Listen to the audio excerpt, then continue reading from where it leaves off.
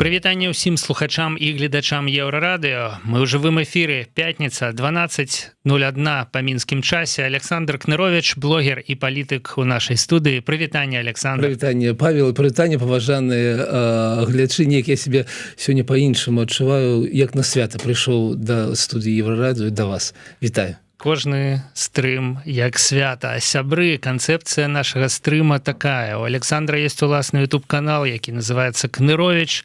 Там ён публікуе звычайна па чацвяргах нейкі такі сціслыя, ёмістыя відэа, датычныя нейкіх звычайна эканамічных, але, канешне, з такім зазорам у палітыку, з'яваў нашай рэчаіснасці беларускай сусветнай. Ну, а тут у пятніцу мы разгортваем гэты чацвярговы стрым як цукерачку, адказваем на ваши пытанні, безумоўна, і, канешне, дадаем кантэксту і іншых тэм.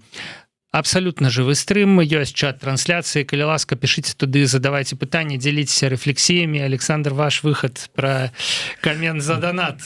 Ну, так, як заўжды мы чытаем, дакладней Павел чытае, я бачу, мне яшчэ не выдалі на Еўрараду такі вялікі лэптоп, как ёсць у Павла, таму Павел чытае, канешне, і ўсе сэнсоўныя пытанні задае.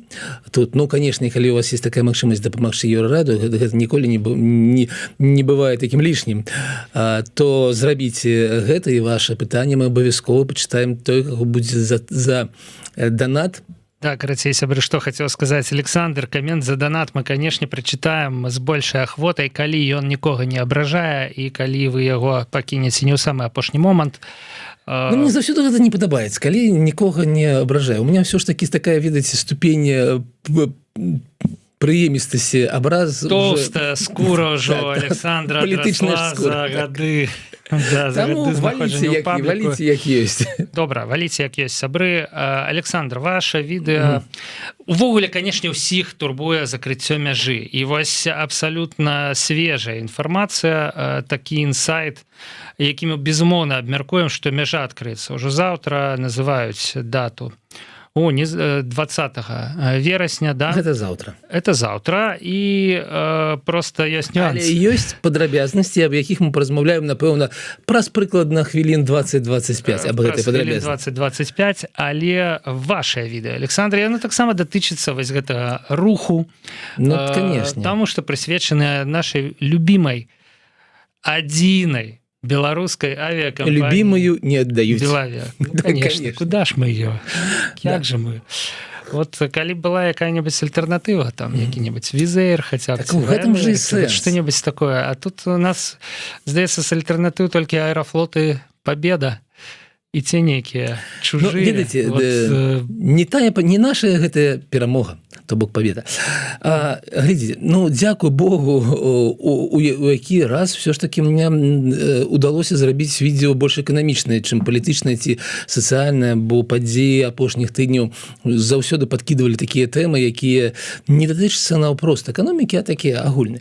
А гэтым разам была магчымасць паразмаўляць пра менавіта Белавію, не толькі там пра Белавію, а таксама і пра Статкевіча, які, канешне, для моих вачах зрабіў подвиг, і канешне, пра тую вялікую сделку, умову паміж угоду па-беларускі мыслі, так трэба казаць, паміж Трампам і Лукашенко, якую я бы ім сам прапанаваў. Калі вам гэта цікава, мы аб гэтым таксама сёння паразмаўляем. У меня есть прапанова для Трампа і Лукашенко, як вызваліць 1300 палітвязняў. А вось то, што датычыцца Белавія, то, канешне, вельмі цікавая авіакампанія, вельмі цікавае пытанне, а што зараз з ёй будзе, як паўплывае зніццё гэтых санкцыяў. І тут таксама ёсць такія дробязі, але давайте ўсё пачнём спачатку. Так, авіакампанія Белавія, в адрозненні ад шмат якіх, ад пераважнай большасці беларускіх дзяржаўных прадпрыемстваў, была прыбытковая. У ее апошняя справаздачнасць, якая адкрытая, а мы памятаем, што ў Беларусі был закон, які патрабаваў, каб ОАО, адкрытае акцыянернае таварыства, па-беларуску было бы ААТ. Открытое акционерное товариство. Ну, сполучение литр. Ну, это зорочка, Александр, уже хутка ориентоваться в аббревиатуру. Так, и что яны павінны публікаваць у адчыненым выглядзе сваю справаздачнасць. Гэта дзень гэтага закона скончылася ў 21 годзе.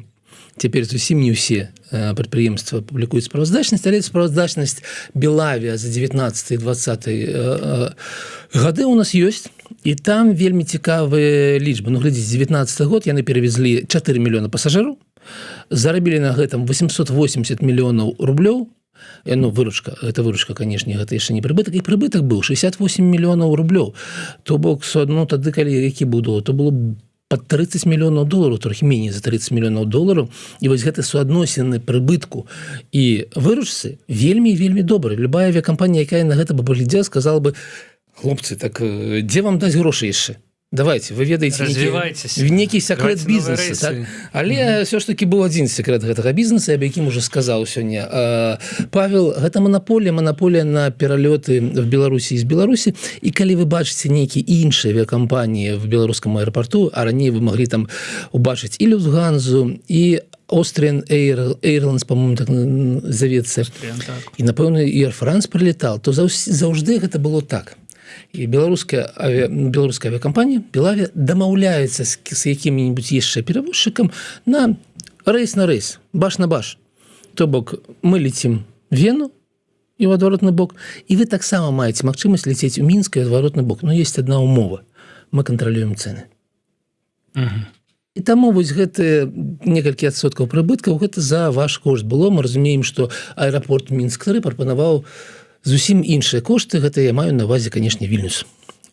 Кошты вылета з Вільнюса заўжды былі, ну, як мінімум 2 разы меней, чым з Беларусі. Але была адна падрабязнасць, што заўжды гэтыя лоў-костары ляцяць трохі не ў тыя аэрапорты, трохі не ў той час. Заўжды ёсць такія падрабязнасці. За кошт гэтага дасягаецца такая невялікая цана. Але вось, до 2019 года Белавія была вельмі добрай авіакампаніяй.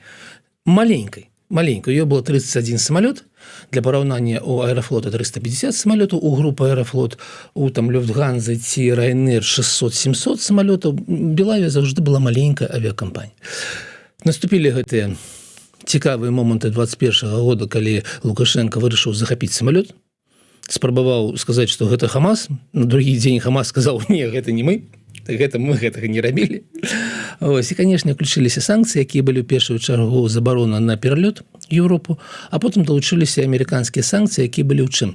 Забарона на фінансавыя аперацыі з Белавія і забарона абслугоўваць самалёты, прадаваць запчасткі. У выніку што атрымалася? Атрымалася скарачэнне ў 2 разы палётаў. Цяпер мы летаем на захад. Скарачэнне авіапарку ў 2 разы, зараз 16 замест 31 самолета. Стало 16. Так, все лізінгавыя самолеты, лізінгавыя кампаніі сказалі: мы не можем працаваць далей з вами, забралі гэтыя самолеты. Скарачэнне колькасці пасажыраў з 4 мільёнаў до 2 мільёнаў у мінулым годзе, і вось яна так зжалася ў 2 разы.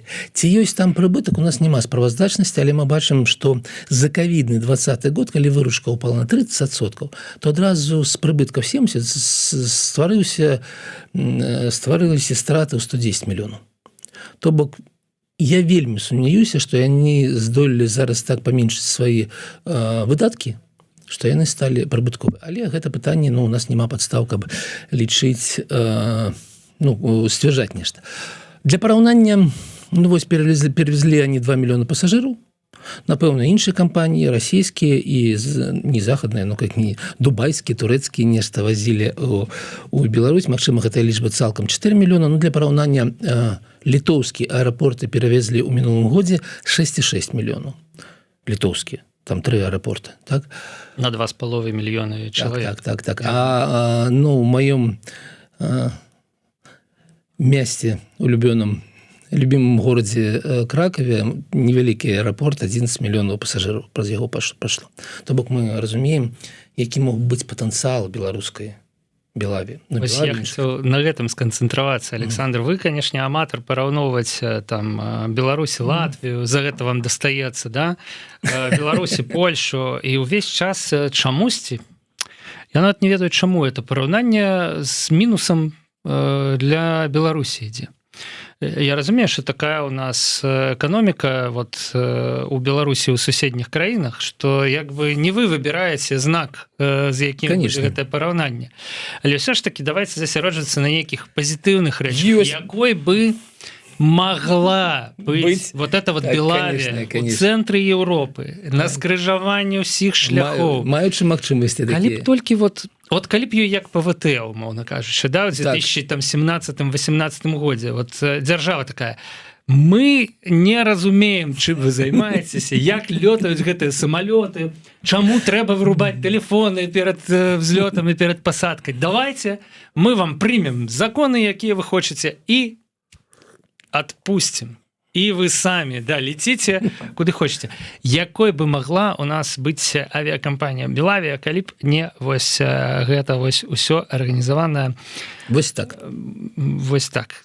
Вось тымі людзьмі. У меня есть прыклад, дзе мы у чэмпіёны, але я расскажу яшчэ пра відос, тому что, ну, конечно, я разважаю на тэму того, што будзе ад таго, што знялі санкцыі. Конечно, не будзе ніякіх пералётаў у Европу, не датычыцца зняццё санкцый амерыканскіх гэтага. Будуць магчымасць пастаўляць новыя самалёты, запчасткі, купляць праз лізінгавыя кампаніі, напэўна, але гэта таксама пытанне, бо Беларусь же не выплаціла па знешнім абавязкам сваім грошы, яна ж кінула сваіх крэдытораў, таму тут ёсць пытанне запчастак мне не вельмі хвалюе, шмат развагаў, што Белавія цяпер будзе таргаваць, гандляваць такімі падсанкцыйнымі запчасткамі для аэрафлота. Я ў гэта не тое, што не веру, я бачу, што зараз шмат якіх ёсць авіакампаніяў з Азіі, з Афрыкі, якія з задавальненнем гэта робяць. І таму тое, што гэта будзе беларуская авіакампанія, гэта, канешне, зашквар, але гэта не істотна не мяняе рэчаіснасць. Вось, вельмі цікавая навіна была аб тым, уже пасля таго, калі было знятое відэо, аб тым, што санкцыі знялі, цяпер Белавія рукапажатная для ЗША, і зараз же прыйшлі і сказалі, слухайце, мы з вами тут запчасткі, вось гэта ўсё мы, но вы ж ведаеце, што нельга лётаць на Боингах у России. Потому что Россия это под санкцыямі у звязку з вайной. І атрымалася, што Белавія, калі яно была пад санкцыямі, яно магло не заўважаць, што там думаюць на гэты конт у Вашынгтоне. А зараз яна не пад санкцыямі, яна павінна выконваць патрабаванне, і цяпер 8-16 самалётаў не маюць магчымасці летаць, канешне, ў Расіі. Ну, калі Белавія хоча захаваць добрыя стасункі з США, не парушаць знятыя толькі што абмежаванні на наступны дзень, як бы, да, і такім чынам кідаць цень на ўвесь працэс, вось на тое, што адбываецца ў палацы незалежнасці, там з закрытымі дзвярыма. Бо яна, конечно, не будзе такое рабіць, таму што не заўважыць Боинг у расійскім аэрапорце вельмі цяжка. Даволі складана. Да, і рана ці позна гэта здарыцца, і тады як бы у гэтага всемагутнага ОФАЦ амерыканскага з'явіцца пытанне, а што это? Як гэта? Мы ж вам абсёрлі прыядзілі. А вы за сваё. Выйду в тюрьму. Но гэта пра Белавію. Я паабяцаў вам, што ёсць лічба, дзе мы чэмпіёны, ёсць лічба. На мінулым тыдні выйшла інфармацыя, што вялікі медычны часопіс «Ланцет», які выдаецца не абы якое выданне, выдаецца ў Англіі з 1823 году, уже больш за 200 гадоў. Так вось, яно апублікавала даследаванне і высветлілася, што мы чэмпіёны па смяротнасці з-за ўжывання алкаголю. Александр, чэмпіёны ж. Не гэта я меў на ўвазе. Але ладно. Не смешна, але лічбы вельмі высокія, і галоўнае, што гэта даследаванне вельмі сур'ёзна, гэта не інфармацыя, не ведаю, там журнала «Сан», там «Більда» или «Камсамольская правда». Гэта інфармацыя навуковая, сур'ёзнае даследаванне, і, на жаль, гэта так, побач з намі Малдова, падаецца, 3-е месца Украіна, а там есть яшчэ такой паказнік, як не толькі смерці, а колькасць гадоў страчаных, таму што чалавек можа, не памерці наўпрост, но можа как бы страціць магчымасці. І вось на гэтым па гэтаму паказніку мы 3, перад намі яшчэ Украіна і Расія.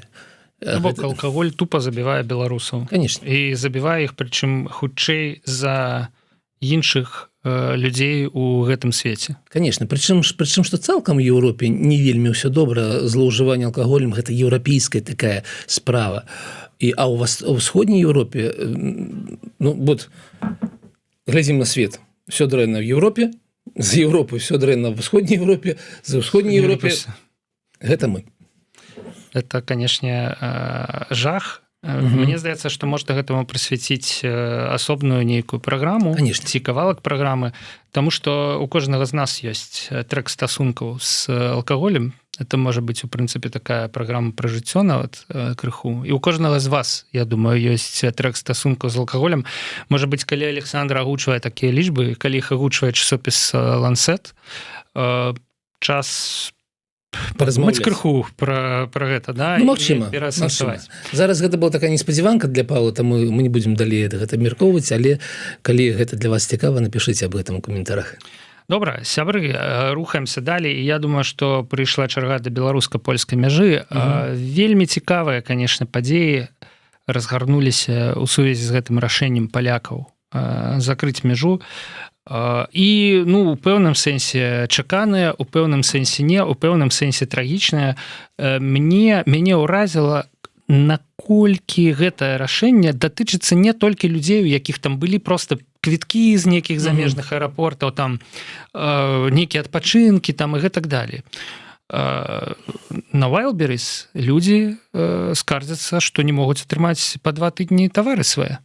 Раней сістэма працавала як гадзіннік. Нешта здарылася, Александр. Там лагістычныя ланцужкі парушыліся просто у звычайных людзей. Перабоі могуць узнікнуць, у прынцыпе, калі гэтая сітуацыя працягнецца даволі доўгі працяглы час, вельмі з вялікім спектрам увогуле таго, што людзі кожны дзень просто прызвычаіліся там ісці ў краму, ісці ў аптэку, там замаўляць недзе і гэтак далей. І гэта я не кажу ўжо пра чалавечы фактор. Вот, напрыклад, студэнтам трэба прыехаць у Польшу, да, каб вучыцца да 1 кастрычніка. Яны не могуць гэта зрабіць, мяжа закрыта там і гэтак далей, і гэтак далей. То бок вот гэтыя 1500 фур на польскіх нумарах, якія завіслі ў Беларусі. То бок, ці маглі мы да закрыцця мяжы падумаць, што 1500 фур, а это 1500 чалавек у гэтых фурах, да? І што нам рабіць? Да? Што нам стаяць і чакаць, пакуль межы адкрыюцца недзе там на стаянках, дзе? На якіх падставах ты будзеш там стаяць? І падставы, да, МЗС і мытны камітэт далі 10 дзён, а далей сказалі, што мы можам канфісковаць вашы фуры. А я думаю, што з таго боку мяжы, з польскага, беларускія кіроўцы, яны таксама ў фурах на польскіх нумарах, таму што фуры на беларускіх нумарах у Еўрасаюзе забаненыя, да, праз мігранцкі крызіс. Дарэчы, што не рашэнне беларускіх уладаў, то пазітыўныя нейкія эфекты, да, А вы кажаце, што сумна жывем на гэтым тыдні. Значыцца, але людзі-то там, і яны разлічвалі там праехаць, давесці тавар, паехаць дадому, там сустрэць жонку і гэтак далей, нічога гэтага не адбываецца. Вау, просто катастрофа. Катастрофа, но я памятаю 25 студзеня 17 года, калі я выйшаў з дому, і таксама у меня был план даехаць да Дамбанка паразмаўляць, потом нейкія працоўныя пытанні, вечарам планаваўся на баскетбол схадзіць, нешта іншае, і вось выйшла КГБ і паламала мне ўсе планы. Я таксама сидзеў там, думаю, наверное, банк я уже не паспеў. І, аказалася, што я цалкам змянілася каліна жыцця. Так вось, гэта жарт жартамі, але гэта тыя самыя абставіны, якія так рэзка мяняюць нашае жыццё. Не сказаць, што не працуюць у нас памежныя пераходы. Яны ж працуюць з Літвой і з Латвіяй. Но там націск на тоўп таксама вялікі, зразумела.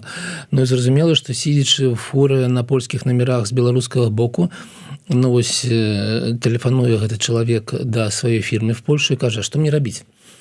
Што яму можа сказаць польская фірма, калі яна разумее, што ён паедзе на нейкі іншы пераход, там будзе стаяць, зараз да 7 дзён можна стаяць. І выбар такі, ці сказаць яму, сядзі, вось тебе сутачні, не ведаю, сколько, $50 на день. Ці есть за страты будуць значна больше, а невядома, праедзеш ты или нет, хутчэй ці там. Таму кожная фірма, кожны чалавек вось так сам зараз вырашае у гэтых абставінах, што яму рабіць. Я нагадаю, што ввогуле там 30 000 беларусаў працуе на еўрапейскім рынку на іншаземных номерах. 30 000 гэта армія. Это армія 30 000 чалавек, якія і яны ездзяць дадому. Пашанцавала тым, хто ў гэты час апынуўся на тэрыторыі Беларусі, ці там далей, куды там яны везлі нешта. Да? Тыя, хто мусіў праходзіць мяжу, з пункту гледжання чыгункі, з пункту гледжання гэтага парушэння лагістыкі, аб чым казаў Павел, уявіце себе, што вось гэтыя вагоны, якія ўсе едуць, яны ўсе стануць у такую вялікую чаргу ад мяжы да Мінска. Так, каб людзі разумелі, каб нашы гледачы і слухачы разумелі, шлях чыгункай з Кітая, там, з нейкага прамысловага рэгіёна вось да мяжы займае прыкладна 2 тыдні. Прыкладна так. То бок можна было, калі палякі абвясцілі недзе 8-9, за 2 дня, спыніць адпраўленне цягніка там 9 ў дзень, 9 ўвечары, да? Але гэта азначае, што ўсе цягнік, які сышоў 8-га, ён ужо там, а цягнік, які сышоў 1-га, ён ужо там недзе прыязджае, відаць, Воронежскую вобласць, да, там, Расіі. Вось, а некаторыя цягнікі ўжо стаяць наўпрост каля мяжы, да? І ў яго ж маршрут. То бок ён не можа как бы Воронежу сказаць: так, стоп, я тут пастаю. Так не працуе. Воронеж не умовы, акрамя таго, фраза дня, Воронеж не умовы. Як бы все цягнікі такі: давайте пакінем пакуль у Воронежу, няхай стаяць тут. Не, напэўна, людзі в Воронежы как бы там это нешта здарылася. Але калі, конечно, з гэтага не жартаваць, то гэта вялікая праблема, гэта катастрофа. Мы бачым, як ішлі перамовы паміж кітайскім міністрам замежных спраў і польскім, і мы бачым, чым не скончыліся, нічым. То бок яны выйшлі і сказалі: у нас не будзе ніякага паведамлення для прэсы. Гэта вельмі нетыповая сітуацыя. Але ёсць сёння зранку з'явілася непацверджаная інфармацыя, і крыніцай яго з'яўляецца тэлеграм-чаты нямецкіх экспедытараў, якія таксама ездзяць праз беларуска-польскую мяжу. Гэта такія спецыяльныя асобныя чаты, гэта не чаты, дзе мы болтаем па ночах і так далей. Не, это прафесійныя чаты, і ў іх з'явілася інфармацыя такая, я магу гучыць, так, што заўтра будзе адкрыццё чыгуначнага руху для гэтых, для грузаў, а у нядзелю 22-го будзе адкрыццё памежнага пераходу для аўтамабільнага руху.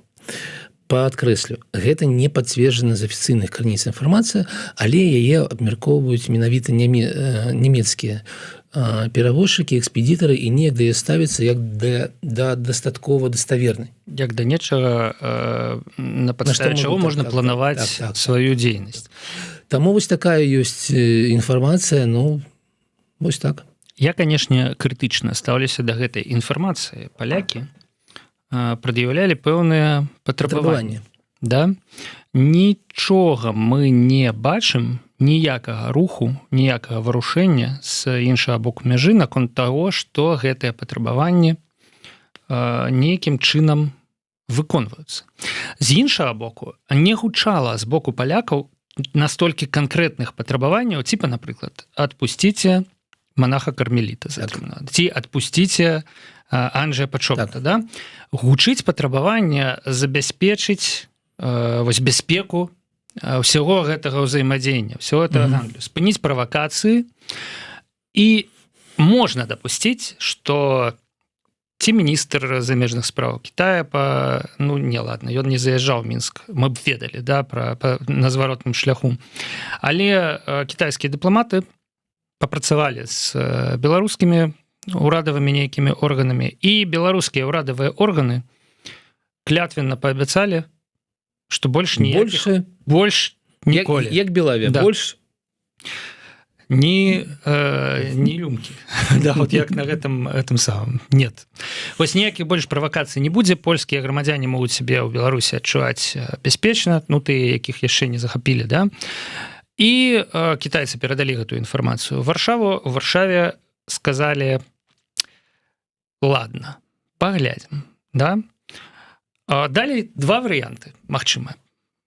Польша открывае памежныя пераходы, рух узнаўляецца, і ніякіх правакацый не адбываецца. Все працуе як дамовіліся, як мае быць.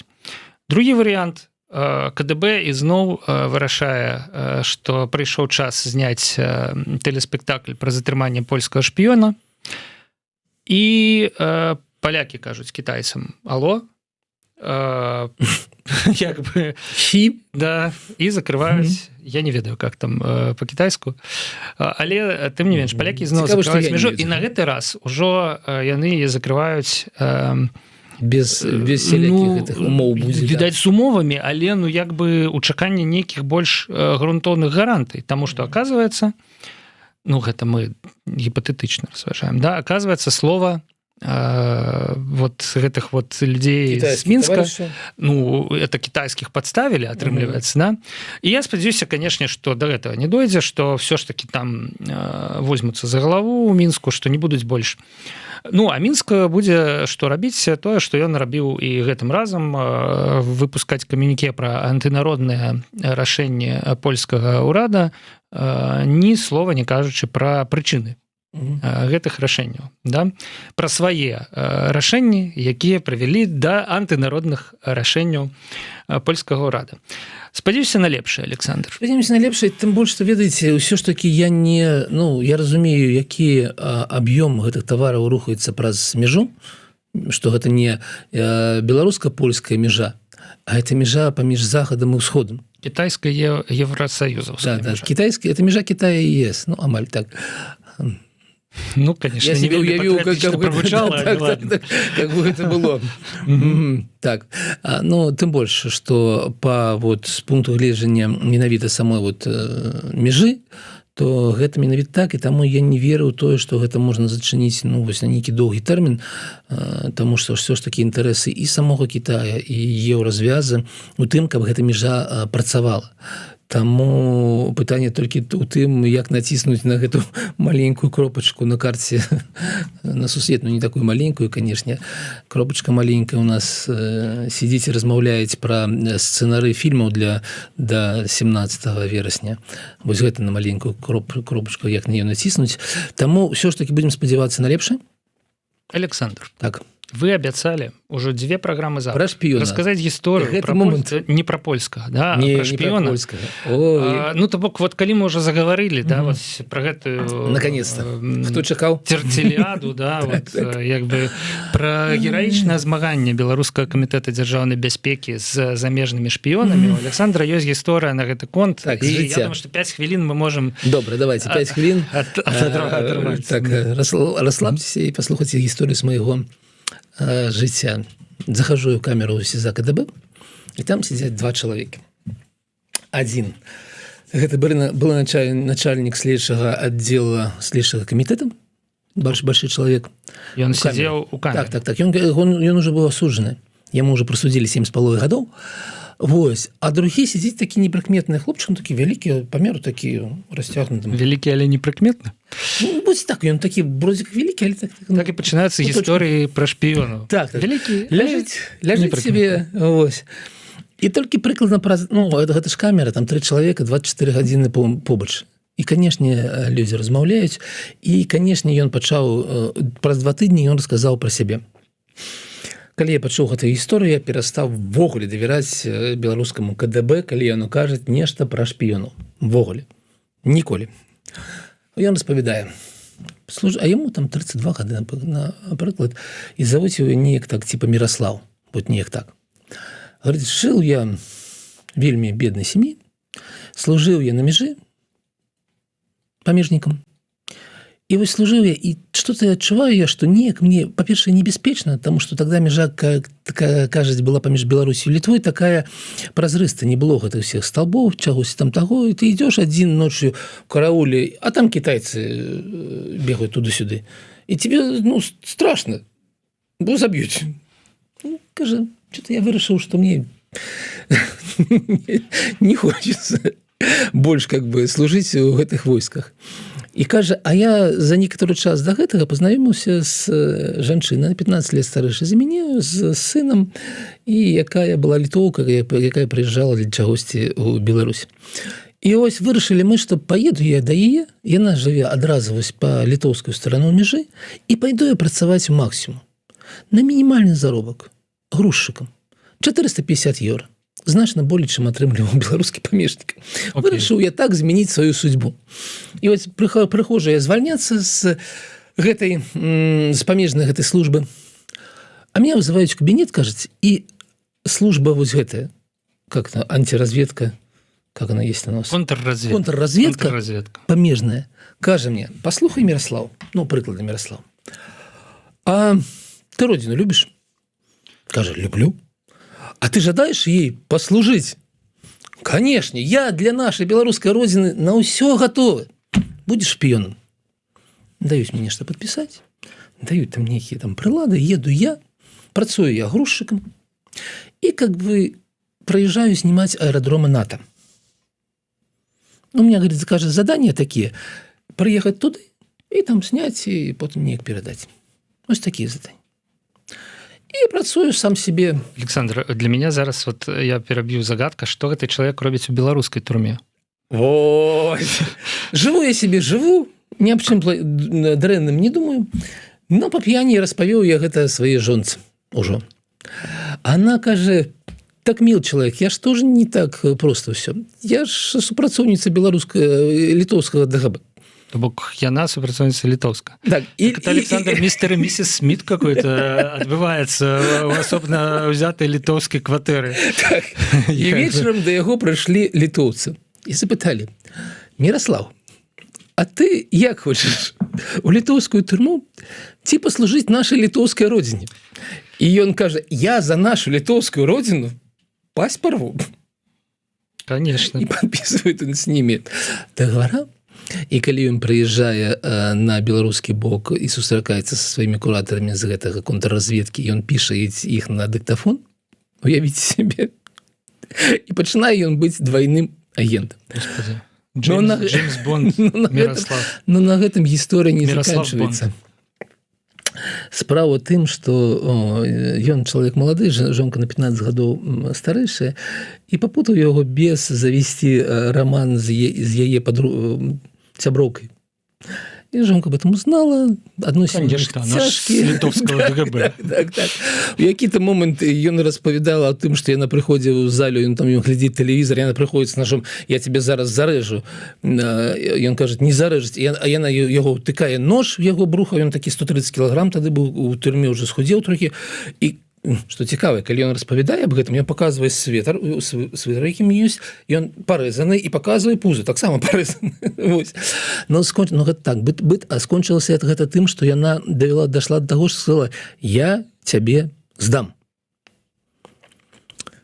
І распавядае Мирослав, што, ведаеце, трэба было мне ў Беларусь перааформіць машыну, номера. І было мне адчуванне, што яна такі мяне здала.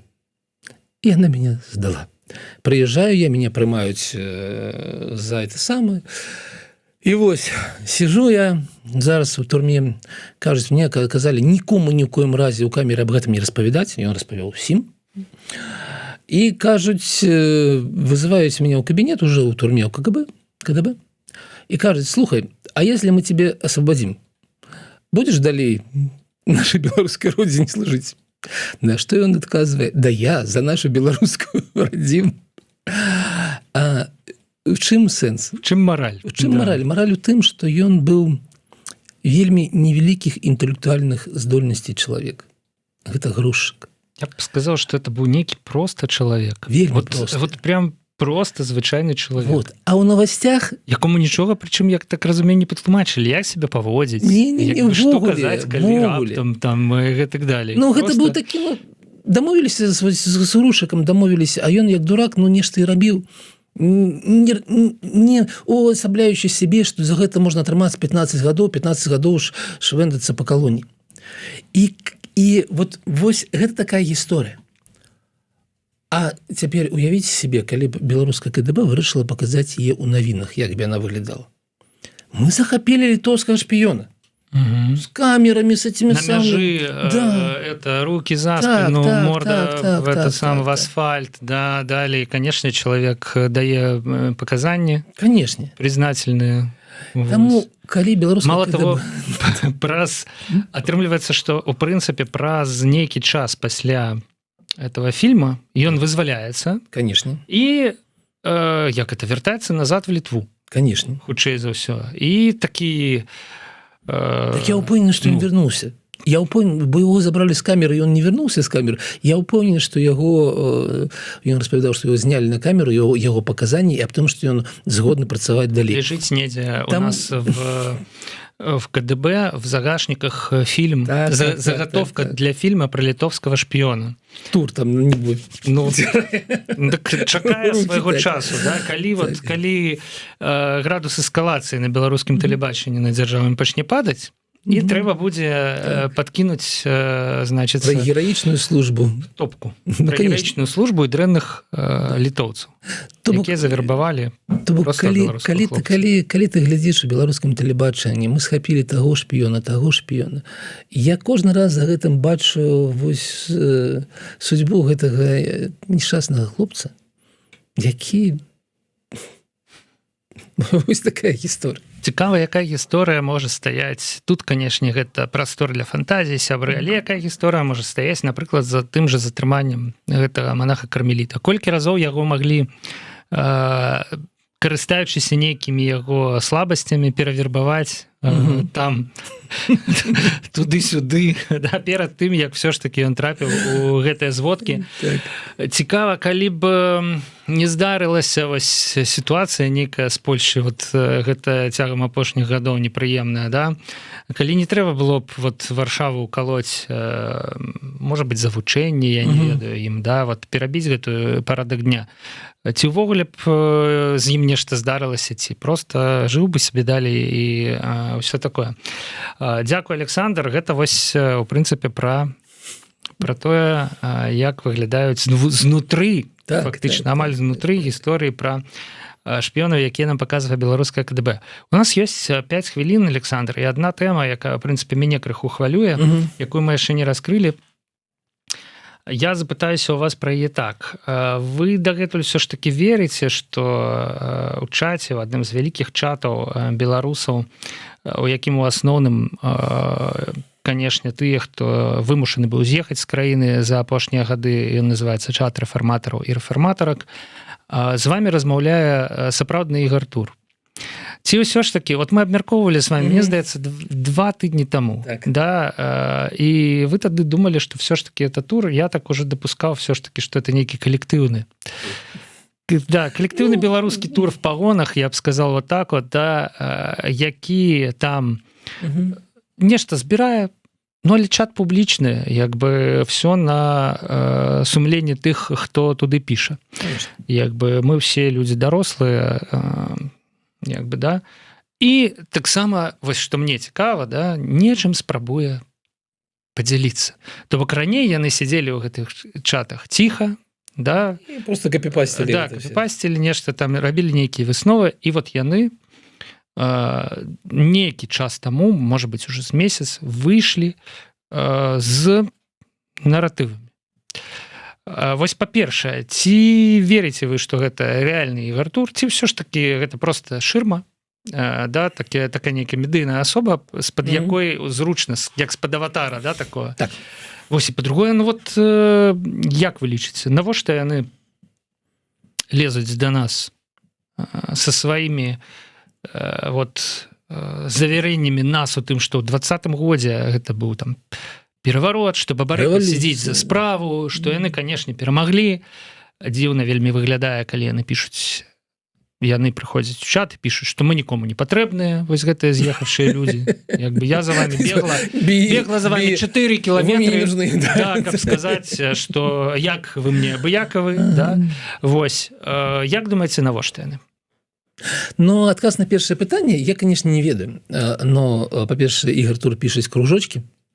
Ну як ён сам ці нейкі гэта калектыўны сілавік казаў, што замовіць пару кружочкаў у Ігора Тура як бы няма ніякай праблемы. Па-другое, ўсё ж такі, калі я некаторы час уступаў з ім размову, ну, размову в тэлеграм-чаце, канешне, то я бачыў стыль, тым, як ён размаўляе тэлебачанне, у тым жа стылі ён і пісаў у чаце. Магчыма, што гэта сядзіць оперка, які как бы так мімікрыруюць пад Тура, ну, канешне, магчыма. Але для гэтага трэба быць ўсё ж такі на нейкім узроўні, мець магчымасць мімікрыраваць. Магчыма, што пад гэтым нікам сядзяць там 3-4 чалавека, таксама магчыма, і магчыма там 3 з 4 не ўступаюць са мною ніякую дыскусію, а ўступае менавіта сам Тур. Но у фінале гэта же не мае істотнага значэння, таму што не так важна гэта аператыўнік ці сам Ігор Тур, таму што ўсё роўна, калі я нешта пішу, я размаўляю з калектыўным гэтым органам. Вы размаўляеце з калектыўным Ігорем Турам, а не з персанальна вот гэтым чалавекам, твар якога з'яўляецца на... Ну, слухайце, асабіста Ігор Тур мне не цікавы.